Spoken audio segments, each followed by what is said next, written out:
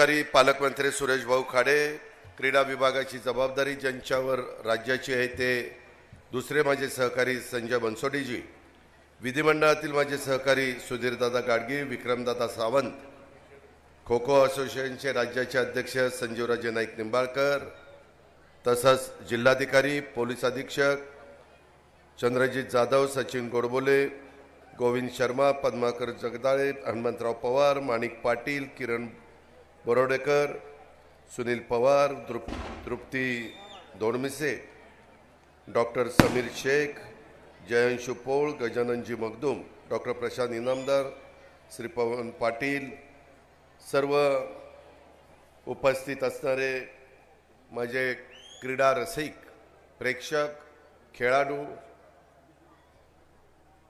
पत्रकार मित्र, बंधू भगिनींनो आणि माझ्या तरुण मित्रांनो, सुरुवातीलाच उशीर झाला त्याबद्दल मी दिलगिरी व्यक्त करतो, परंतु ह्या स्पर्धा मराठवाड्यामध्ये होणार होत्या. संजय बनसोडे हे मराठवाड्याचं प्रतिनिधित्व करतात, तिकडून येतात आणि आज राज्यामध्ये क्रीडा मंत्री म्हणून आहेत. परंतु मला गजानन असेल किंवा इतर माझे सहकारी असतील हे सगळ्यांनी विनंती केलेली होती की दादा ह्या स्पर्धा आम्हाला द्या, म्हणजे सांगलीकरांना द्या. राज्य सरकारच्या वतीनं 3 महत्त्वाच्या स्पर्धा घेतल्या जातात. एक खो खोची स्पर्धा, कबड्डीची एक स्पर्धा, कुस्तीची एक स्पर्धा आणि व्हॉलीबॉलची एक स्पर्धा. त्याला पाठीमागच्या काळात आम्ही सरकारमध्ये असताना 25-25 लाख रुपये देत होतो, परंतु ती किंमत तुटपुंजी पडायला लागली आणि नंतर रक्कम वाढवायला सुरुवात केली.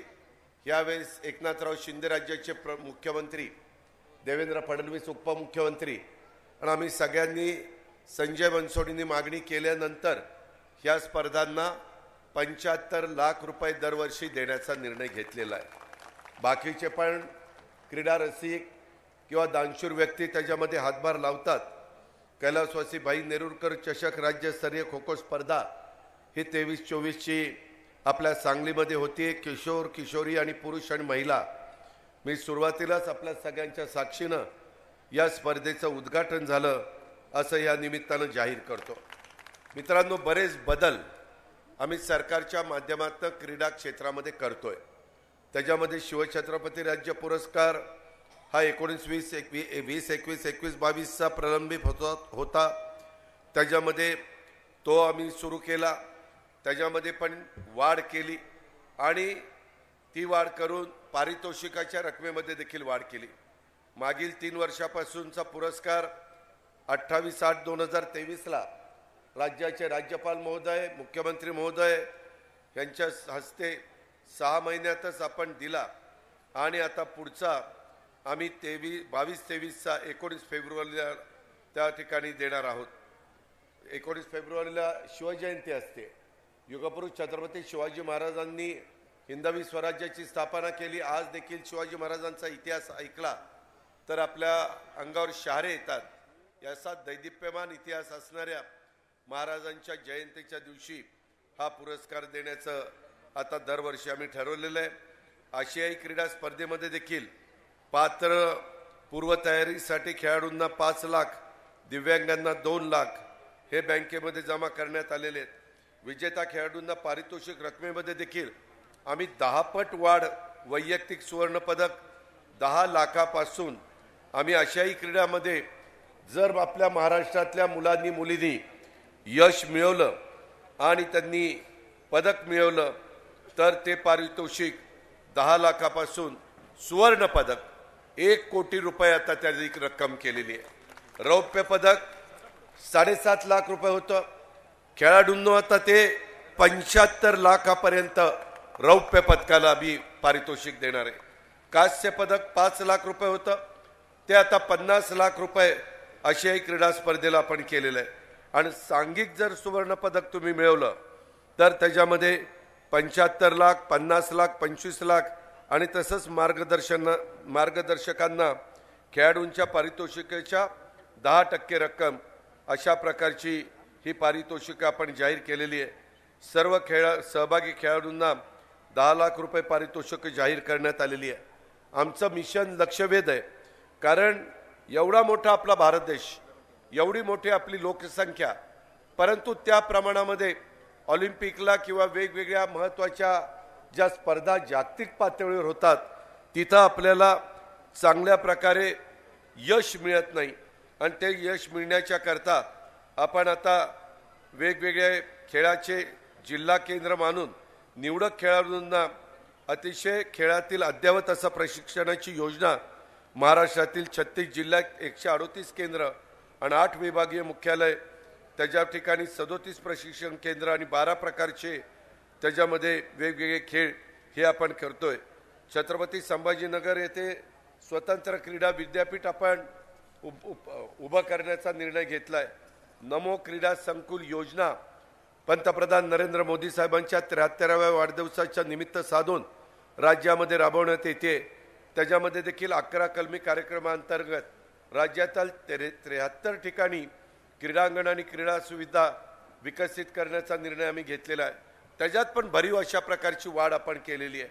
क्रीडा विभागातील पदभरती ही पण 109 पदांच्या करता आपण मधल्या काळामध्ये ती प्रक्रिया सुरू केली आणि इथून पुढच्या काळामध्ये देखील ज्या भरती होतील त्याच्यात पारदर्शकता आणण्याच्या करता खरोखरीच या मातीच्या आमच्या क्रीडांगणावर मातीचा खेळ किंवा कुठलाही मैदानी खेळ ह्याच्यामध्ये माझ्या मुलामुलींनी मिळवलेलं जे पारितोषिक आहे त्याच्यात नॅशनल इंटरनॅशनल वाल्यांना 5% जागा आरक्षित ठेवण्याचा निर्णय आपण घेतलेला आहे।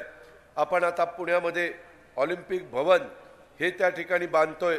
त्याचाही उपयोग वेगवेगळ्या खेळांच्या त्या संघटनांना होणार आहे। आंतरराष्ट्रीय क्रीडा विद्यापीठ आपण पुण्यामध्ये सुरू करतोय।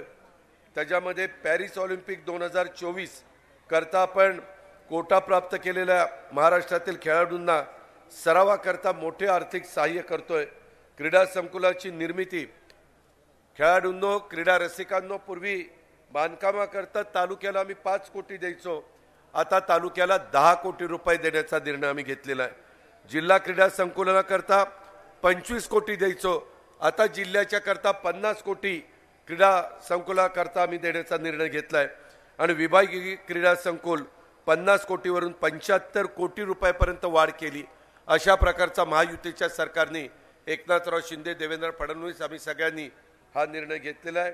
व्यायाम शाळा विकास योजना आहे, Khelo India para games Delhi त्याच्यामध्ये आपण मदत केलेली आहे। स्पोर्ट्स सायन्स सेंटर तेथे आपण मदत करतोय। युवा महोत्सव तो आपण त्या ठिकाणी राबवतोय आयोजित करतोय। राज्य क्रीडा दिन हा आपण ऑलिम्पिक वीर पहिलं देशामध्ये ऑलिम्पिकचं पदक ज्यांनी मिळवलं ते कैलासवासी खाशाबा जाधव यांचा जन्मदिन 15 जानेवारी हा राज्य क्रीडा दिन म्हणून आपण आता इथून पुढे साजरा करणार आहोत। गोवा राष्ट्रीय क्रीडा स्पर्धेमध्ये देखील आपल्या मुलामुलींनी खूप चांगलं यश मिळवलं, त्याबद्दल देखील मी त्यांचं मनापासून अभिनंदन करतो। इथंही चांगल्या प्रकारच्या स्पर्धा आज पार पडतायत। माझ्या सांगलीकर क्रीडा रसिक नेहमीच प्रतिसाद देतात, ह्यालाही उत्तम प्रकारचा प्रतिसाद देतील। खेळाडूंनो तुम्ही चांगल्या प्रकारचं यश मिळवा, तुम्ही चांगलं यश मिळावं म्हणून तुम्हालाही शुभेच्छा देतो। खेळात यश अपयश असतं, अपयशाने खचून जायचं नसतं आणि जर जिंकलो तर ते सातत्य टिकवण्याच्या करता कष्ट घ्यायचे असतात। ते कष्ट घेण्याच्या करता तुम्ही कुठं कमी पडणार नाही हा विश्वास व्यक्त करतो। इथं जिल्हाधिकारी आणि आयुक्त यांना मी स्पष्ट सूचना करतो, हा खेळ राज्य सरकार ह्याच्यामध्ये महत्त्वाची भूमिका बजावतो। त्याच्यामुळे खेळाडूंना त्यांच्या राहण्याच्या ठिकाणी जाण्याकरता बसेस कमी पडत असेल तर बसेसची संख्या वाढवा। जी काही त्यांच्यामध्ये अपूर्तता असेल ती पूर्तता करण्याच्या करता अजिबात कलेक्टर आणि आमचे महानगरपालिकेच्या आयुक्तांनी मागं पुढं बघू नये। आमच्या इथल्या शिवप्रेमी कला क्रीडा सांस्कृतिक मंडळ हे पण याच्यात महत्त्वाची जबाबदारी पार पाडतंय। आत्ताच गजानन त्याच्यामध्ये आम्ही मगदूम यांचं एक चांगल्या पद्धतीने त्यांच्या भागामध्ये आपल्या महानगरपालिकेने केलं, पण चांगलं क्रीडांगण खो खो करता आणि कबड्डी करता केलं, त्याबद्दल महानगरपालिकेचं गजाननचं आणि त्यांच्या सगळ्या टीमचं कौतुक करतो, अभिनंदन करतो। त्या आपल्या असणाऱ्या क्रीडांगणाचं उद्घाटन झालं असं जाहीर करतो आणि आपली रजा घेतो। जय हिंद, जय महाराष्ट्र।